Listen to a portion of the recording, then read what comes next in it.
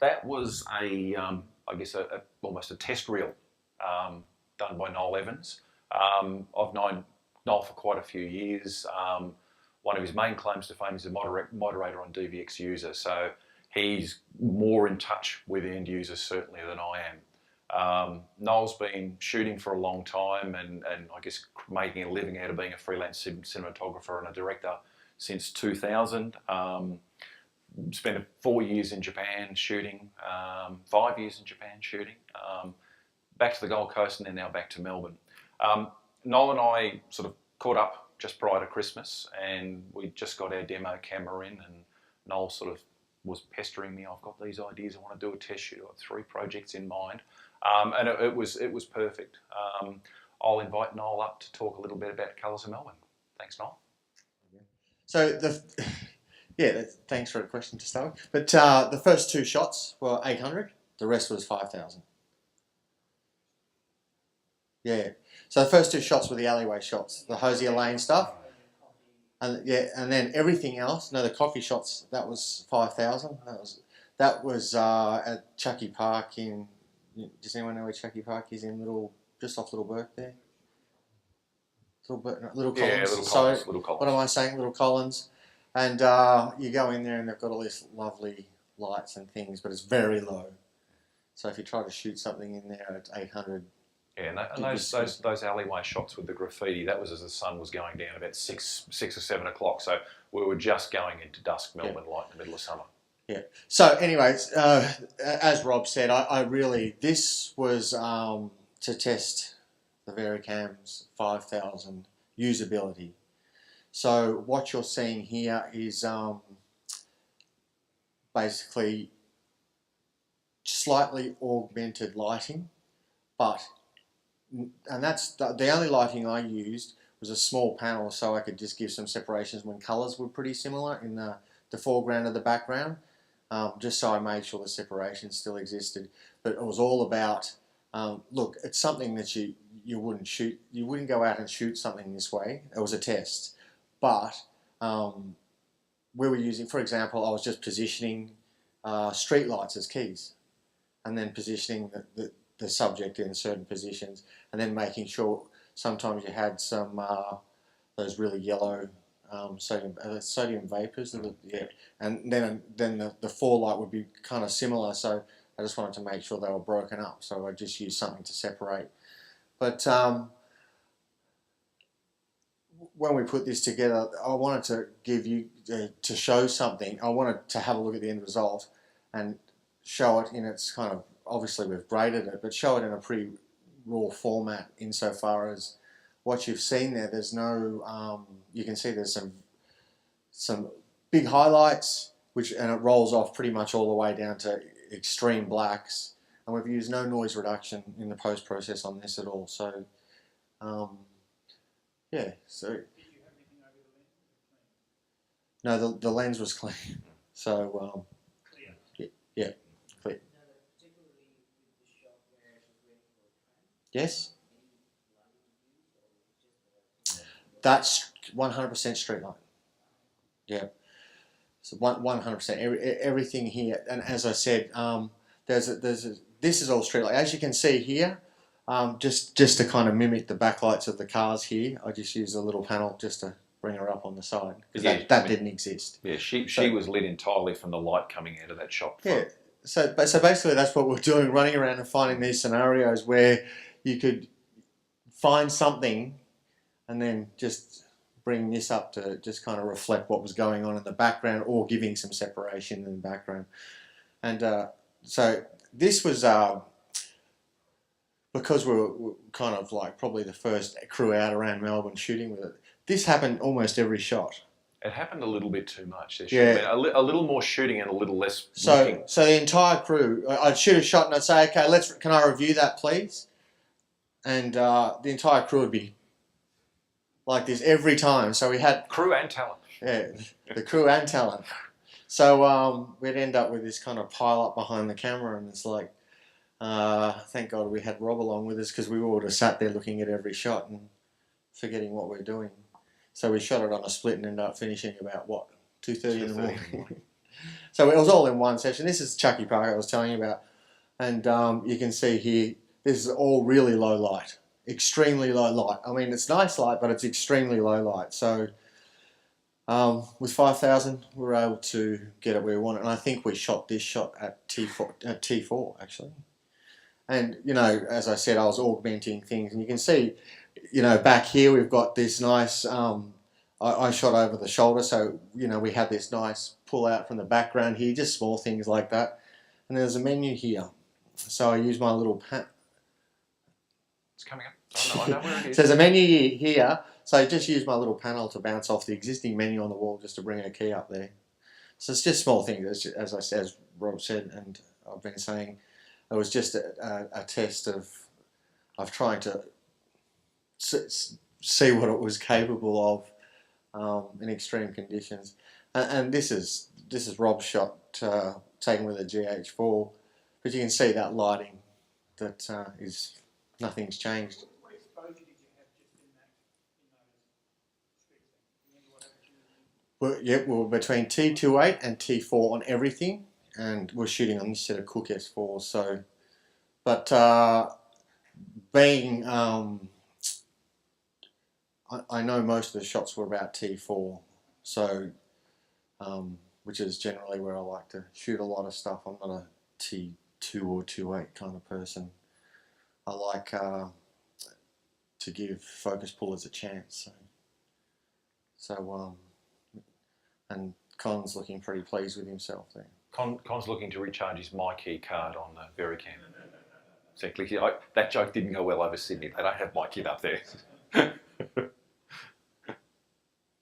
Yeah. So look, you'll go through some stuff today, but I cannot. And a lot of what you're going to probably see a couple of things today. One about this ISO 5000, one about the back-end workflow. I'll let these guys talk to you about how fantastic that is. But I'm going to talk about this ISO 5000. At 800, I'm just going to brief you what I think's good about the Vericam, okay? They've gone back to the old Vericam colours. So that's what it feels like to me. And you're in Vlog or you're in RAW, so you can really just bust those things out.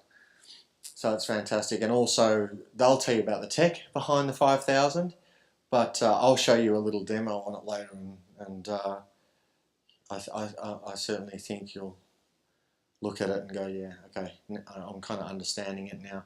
And that's why I'm really excited about the Vericam, because, you know, everyone here's probably shot at night.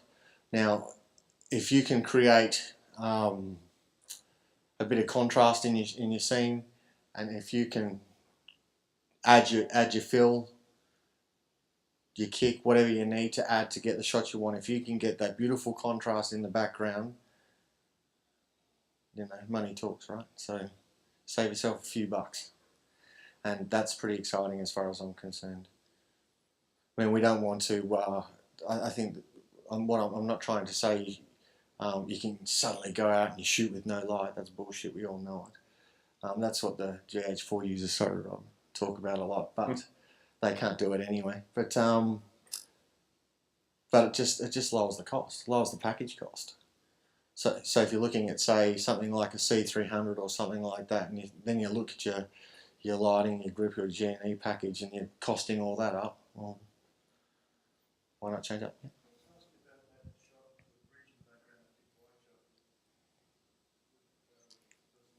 Yep.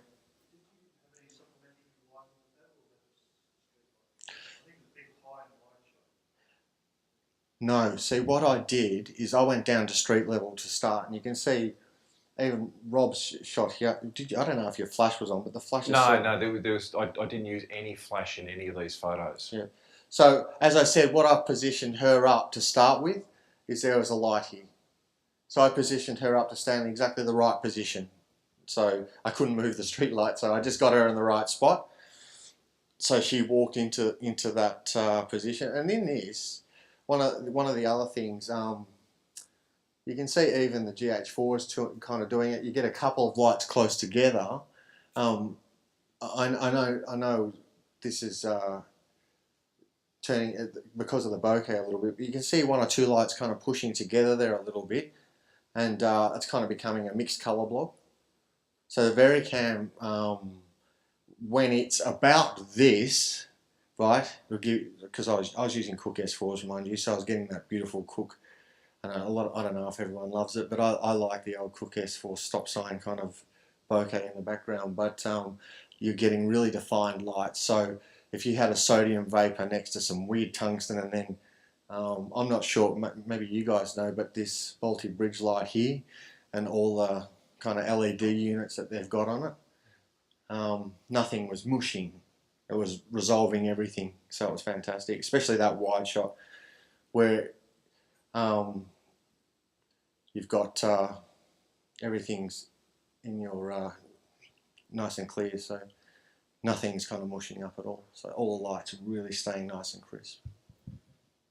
So that was fantastic. So as I said, that's what we really did. We pushed that 5,000 to see what we could do with it. Now, yeah, sorry, go ahead.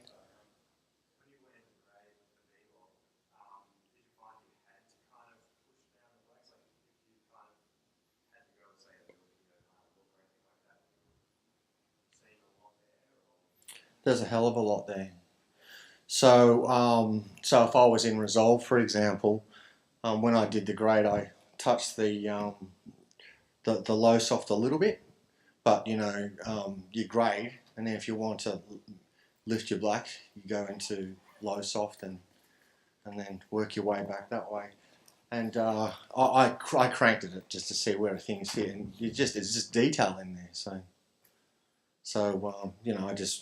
I was playing a lot.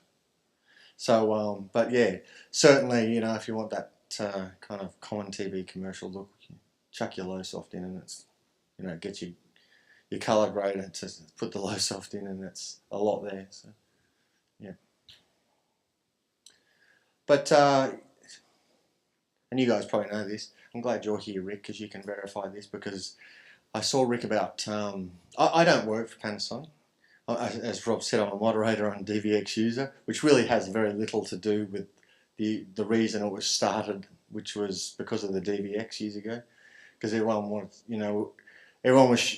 like back then, VariCam was VariCam. And then they threw out this little camera called the DVX 100 that was a couple of thousand, what was it? I can't remember, $3-4 grand or something was it, I think. And, suddenly we've got similar feel in the sensor and colors, and we've got 24p. So it's like that's why DVX User was kind of a massive thing at the time. So it's like, yeah, we can suddenly do all this, and then it kind of evolved. And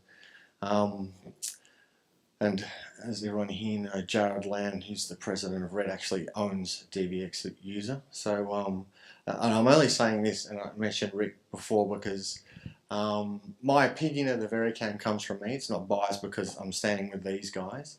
And I was pointing Rick before because he saw me sit and have a chat about 3 years ago to Philip Bloom. We had these C300s, and I think we were sat through about 4 gin and tonics and said, aren't they fantastic? So it's good to have someone in the room that can verify that, you know what I mean? So what I'm saying to you today is just what I feel about the camera itself. It's not coming from anywhere but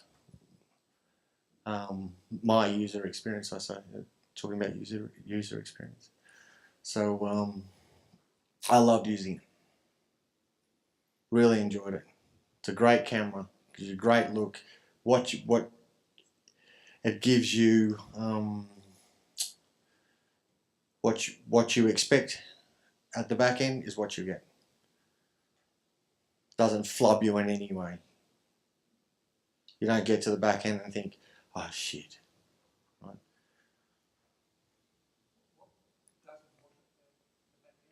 So when you shoot something, flub. Doesn't flub you at the back end. It's So a very technical word. So I went over my head too. Yeah, yeah. So yeah, I'm just trying to keep things on the down low here. But what you're shooting, you can take back and you can bank on it. Is what I'm trying to say. And how would I, just roughly, and I'm going to talk a bit loose for a moment. How would I compare it to Alexa? Very similar. In fact, I found the V-Log very similar to C-Log, and I found the overall feel and everything fairly similar, except for the colours can pop. And I don't know if anyone's tried to shoot the Alexa in 5000. Good luck with that. That's really something you can't do. So it's a little bit lighter. It's pretty similar though. The whole experience felt a little bit similar, but a bit more flexible. I'll let these guys talk to you about workflow later. But yeah, as I said, as far as, you know, kid with a toy. So what can I tell you? Viewfinder on this camera is very, very good. Very, very good. It's got the, what do you call it? My brain's not working at the moment. Optical zoom. It's got the optical zoom, which is fantastic. So you can push it back, you can pull it in. You can focus with it. I can focus with it at night. When I was doing this 5000 shot, very comfortable. So unless, of course, you're probably 2 or 3 stops under, then, you know, let's be reasonable. So, but very, very good. With the optical zoom, when you zoom right in on it, you get a slight pin cushion on the end, but on the corners, but nothing terrible. So any other questions about using? Yeah, you know, the second shot there you saw in the alley, that was all off the shoulder. So ask Con, because Con, I actually, whilst Con, I used Con as the operator that night, but you wait till you hear Con talk about how it is to use on the shoulder. So he goes on a little bit, just. But yeah, no, it's very well balanced, but can't give you a 10-minute speech on that. Yeah, so anything else? I didn't do any on-set grading, but I'll let these take. Once you, I think when you go through what's capable with this camera, life just becomes a little easier. Yeah, we'll do a demo on that. Yeah, a bit later they're on. going to do a live demo. We'll I get didn't stuck into personally do it. Yeah, I didn't personally do it, but yeah, because we're running around the street. So, but the ability to do it, yeah. Wait for these guys to tell you that, because that's pretty exciting in itself. Yeah. Excellent. All right. We had fun.